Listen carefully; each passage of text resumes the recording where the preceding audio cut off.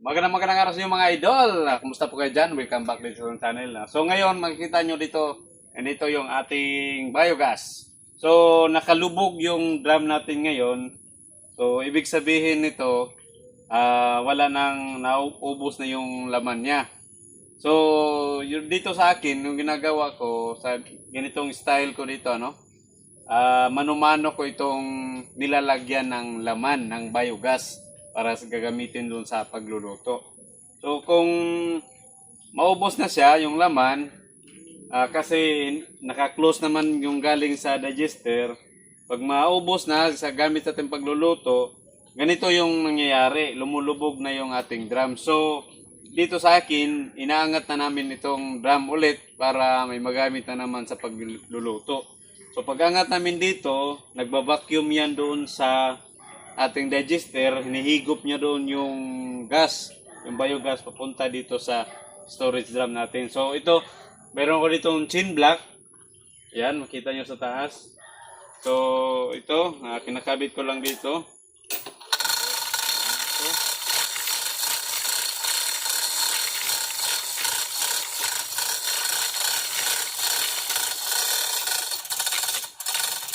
Okay, doon naman ako sa kabila.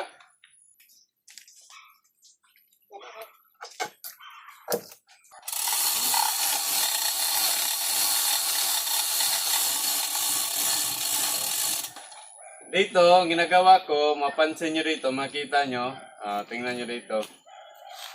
Yung papunta doon sa kalan namin sa bahay, ito, kailangan i-close ko muna, no? O doon sa mga gustong gawin din, o ganitong style din gawin nyo, pag parang maghigop nito para makapagpakarga, kailangan naka-close muna itong papunta doon sa kalan, at saka yung mula doon sa register, ayan, naka-close pa. Kailangan lang natin yan i-open. Para pag angat natin sa drum, ng ating storage drum, hihigop siya ng hangin. Yung nahigop niya, yung ating biogas na galing doon sa ating digester. So, iangat ko, no? Ito nga mga idol. Ako lang yung mag-isa, no? Iangat ko lang itong ating storage drum gamit ang ating dalawang chain block na nasa taas. So, ganito lang. Hilahin ko lang ng ganito mga idol.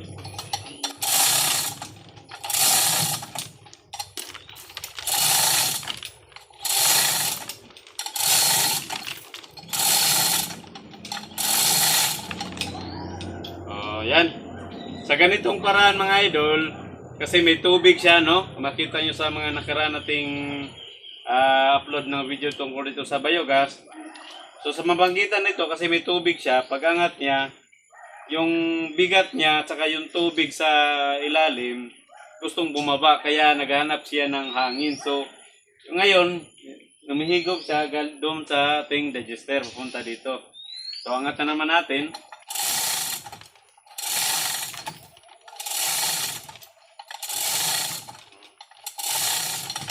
Yan, dito, inihinto-hinto ko lang sa pag-angat, ano?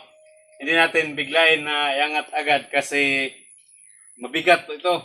So, sa bigat kasi yung laman sa ilalim nitong storage drum ay na tubig pa.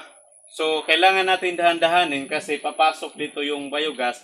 Gagaan na itong ating drum. Kasi bababa yung tubig sa ilalim, papasok yung gas. So, magiging magaan na itong drum. So, kung bibiglain natin, puro tubig yung maangat natin. Kaya mabigat, no? Baka masira pa itong ating ano. Kaya unti-unti ko lang. Ngayon, angat ko naman.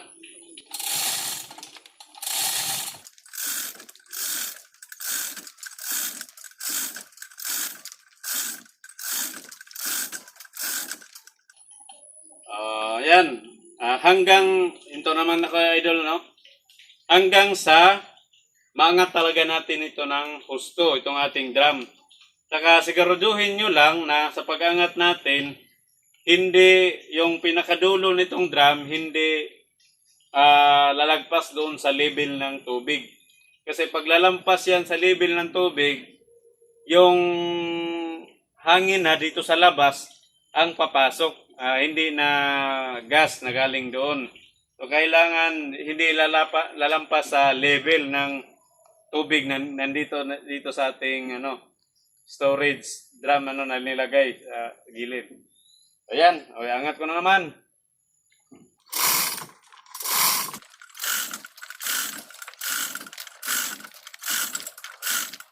Napakalaking tulong talaga mga idol itong chain block kasi dito kung walang chain block manumato natin gagawin ay hindi kaya ng isang tao, napakabigat.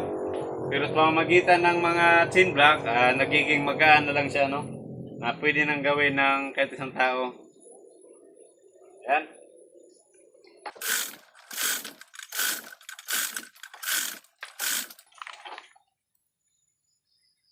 Yan, pataas na siya ng pataas. Angat pa natin ng kaunti.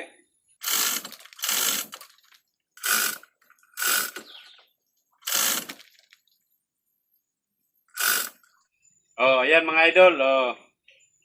Ganito kaangat. Pwede na to. Basta importante, yung pinakadulo nitong drum ay hindi aangat o hindi lalampas doon sa level ng tubig para hindi makapasok yung hangin na nandito sa labas. Para yung laman lang niya ay yung galing lang sa ating digester na biogas. So, ayan makita nyo ngayon, pag i-release na natin ito, anuhin ko lang ng konti, Pag i-release ko na ito, i-close ko na itong ball valve galing doon sa digester. Tapos, tatanggalin ko na itong mga kadena, itong mga chain block. Lulutang na itong drum. Ibig sabihin, may laman na yan na biogas. Saka i-open ko na yung ball valve na papunta dun sa kalan. So, yung focus ng hangin o yung pressure ng hangin niya, tutulak doon sa papunta sa ating kalan para magagamit sa pagluluto. So, ayan. Ngayon, i-close ko na yung galing sa digester na ball valve. Saka i-release ko na itong mga cable chain, yung mga kadena.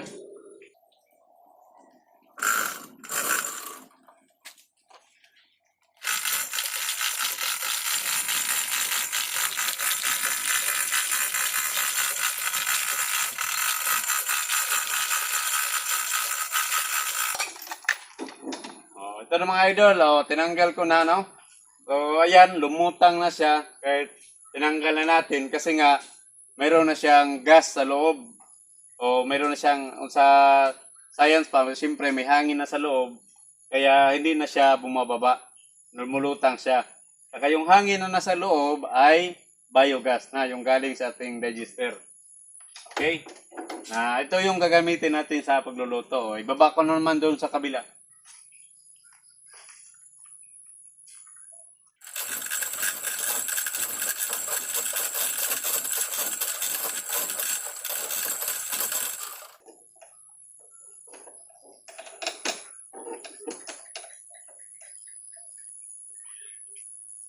Ayan mga idol, natanggal ko na yung ating mga chain block, magkadulo. Tapos ngayon, hindi na siya nakalubog, lumutang na siya. So, bubuksan ko lang yung PVC ball valve na patungo doon sa kalan natin. So, magkakaroon na siya ng gas o apoy. Magagamit na natin sa pagluluto.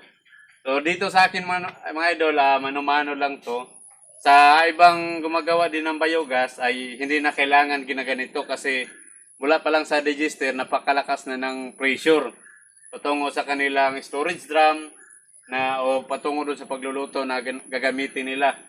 Sa akin dito, hindi masyadong malakas yung pressure na galing sa digester. Kaya yung ginawa ko para magkaroon ng pressure, ganitong style ng ginawa ko sa storage drum para pupunta doon sa ating kalan. Kasi mula dito mga idol, napakalayo pa sa bahay, sa baba.